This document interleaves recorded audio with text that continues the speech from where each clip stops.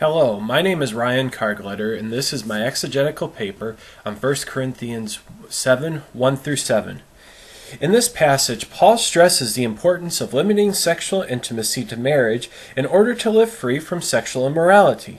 He argues in verse 1 that living an unmarried life is something to be celebrated, but admits in verse 2 that because of the dangers from giving in to sexual immorality, a husband should have a wife, and vice versa.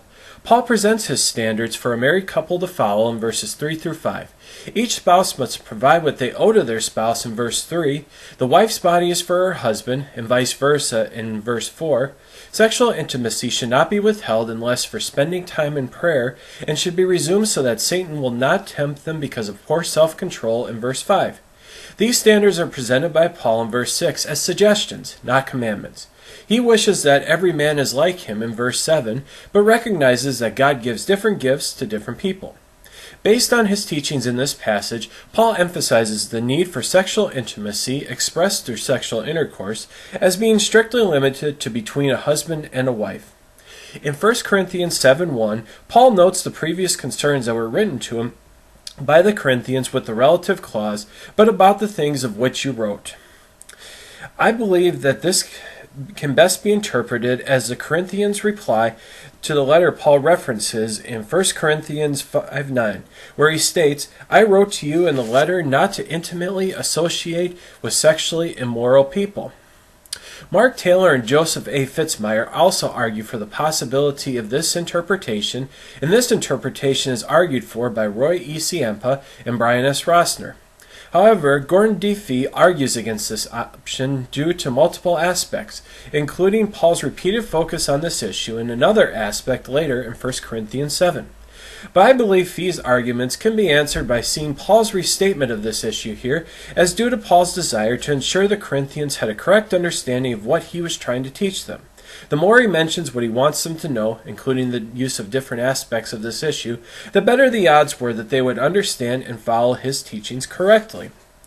In looking at it is good for a man not to touch a woman, I believe that the best argument regarding this is presented by Charles Kingsley Barrett, where he argues that this phrase was stated by Paul due to issues that arose between men and women in marriage, but saw nothingly inherent wrong with marriage itself.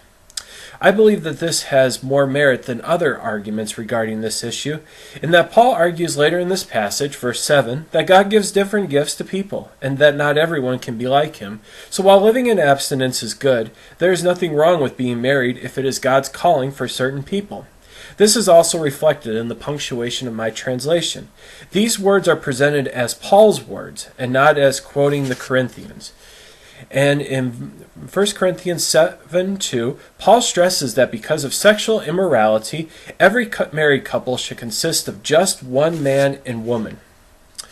I believe that the use of the word exeto, let him/her have, for both the husband and wife by Paul, is best understood in which exu, which is the third person present active imperative form of basically exitu comes from exu.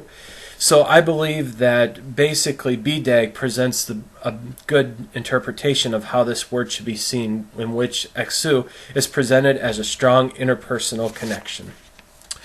In verses 3 through 7, Paul outlines how sexual intimacy is to be kept within marriage so that neither spouse will fall into temptation.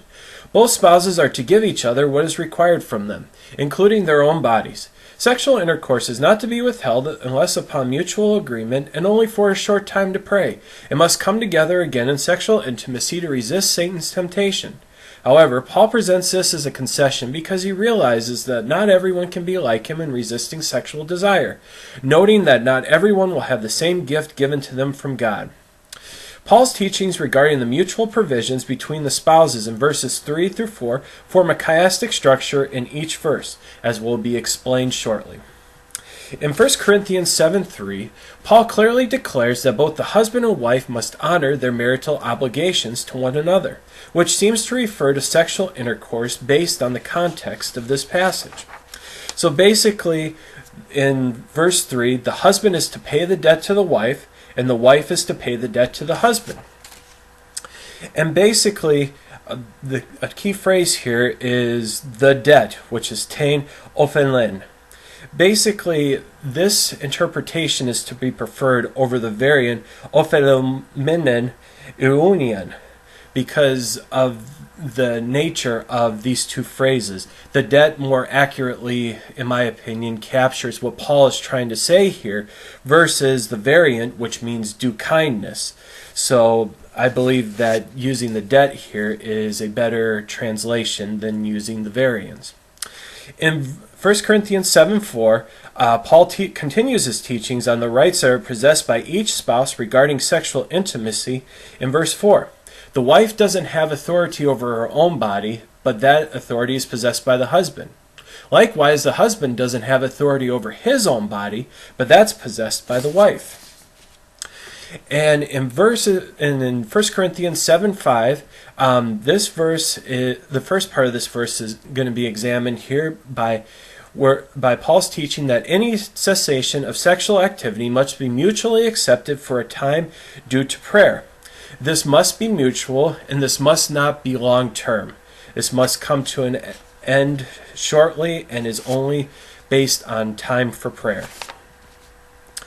And in the second part of this verse, sexual activity must resume between the spouses in order to resist Satan's temptations. If the spouses don't come back together in sexual intimacy after a short time of spending time in prayer, then they fall vulnerable and are at risk to giving into temptation presented by Satan to give into sexual immorality here. In 1 Corinthians 7:6, Paul clarifies how the Corinthians should understand what he has said to them when he declares that, "But I say this by concession, not by a commandment." There is scholarly debate involving what Paul is referring to when he states, "But I say this, tuto de legu." David E. Garland argues that this, tuto, is being used by Paul to refer back to his statement in the latter part of 1 Corinthians 7:1 that it is good for a man not to touch a woman. I agree with his assessment here. I believe that basically all the other teachings, or all the other interpretations regarding this phrase is referring back to either some part of verses 2 through 5, don't have the same validity of argument as those things being considered as offering as concessions. So basically I find that David E. Garland's interpretation here is correct. Paul ends this passage in 1 Corinthians 7:7 with his acceptance that not everyone can be like him, but that God has given different gifts to different people, when he states, "And I wish all men to be also as myself, but each man has his own gift, one this and another this." Basically, when looking at the meaning of the word gift and what it should mean, I agree with the assessment provided by Mark Taylor, Gordon D. Fee, Charles Kingsley Barrett, and Joseph A. Fitzmyer that both celibacy and marriage should be seen as gifts. Basically, I believe that this interacts well with everything that Paul has taught us so far, and I believe that this is the best interpretation as a result. A couple of applications that we can take from this passage is that we must remember to emphasize the needs and concerns of others instead of only focusing on this in ourselves. This will help us to have better relationships within the church and within marriages as well. I'm not currently married, but I appreciate the focus of this passage in reminding me to care about others' needs along with myself, and hopefully if I do get married, to consider my wife's needs above my own. Thank you.